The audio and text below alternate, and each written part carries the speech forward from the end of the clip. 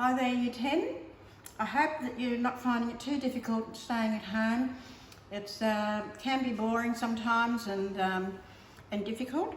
Here's something you can make from your book. I've actually put the recipe on the Teams under files. Just have a look there.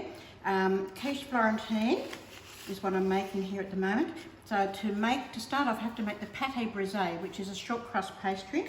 Now last year you made a short crust pastry for your Food in Australia unit, and I'm making the pâté brisé is like that, only it's a step up.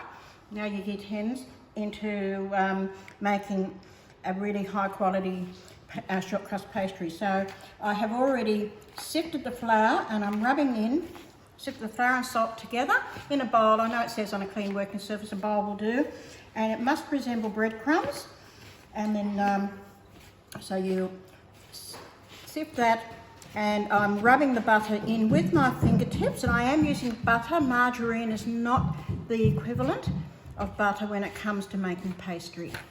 Okay, and in pastry shops they have special margarines that are specially formulated for pastry making, but for home baking the texture and flavour of butter in a pastry is you can tell the difference immediately. And that's salted butter, right? Yes, this one's salted butter. You can use unsalted butter. We're already using salt in the flour as well, so I wouldn't not use that. Now, one of the other ingredients you've got to use is egg yolk. So, so you don't waste the egg white. You can put that aside for other recipes like meringue. So, in the egg yolk, I've put a squeeze of lemon juice, and also we need chilled water in this recipe. You always try to keep your pastry cool because it stops it shrinking on you, and you don't want it to be elastic because you just don't get a nice product at the end. So we add chilled water, and when we stir the water in, we use a dinner knife.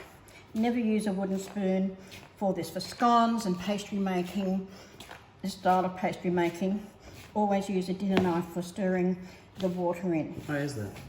Because it cuts the water in and it keeps it cool. Because it's cool, any heat from the rubbing in process gets absorbed into the metal, and it makes it so much easier. A wooden spoon doesn't give the same quality. Is that also because of the butter? You don't want to melt the butter, you just want the butter to hold it together? That's exactly it. And you're rubbing it in with your fingertips like that. Right? You don't use the palms of your hands. The palms of your hands are hot and they melt it. And you're actually coating the flour with the butter. You're waterproofing the flour, although we do use water in the pastry. You're waterproofing the flour so it doesn't go gooey and hard. We don't want a hard pastry. We want a short crust pastry.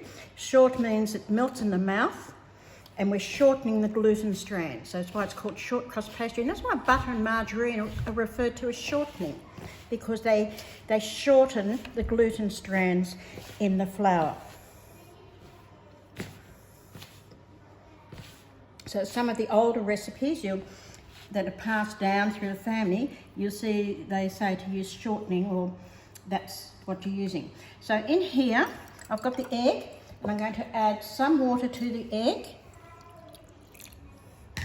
Just whisk it around, stir it into the well, and I'm going to add most of the water, not all the water, to start with, just in case I don't need to have it all in there. We want a pastry that holds together, but we don't want a sticky pastry. Whereas when we make scones, we want them to be slightly sticky. We don't want that with pastry. You want the pastry sort of a drier mixture.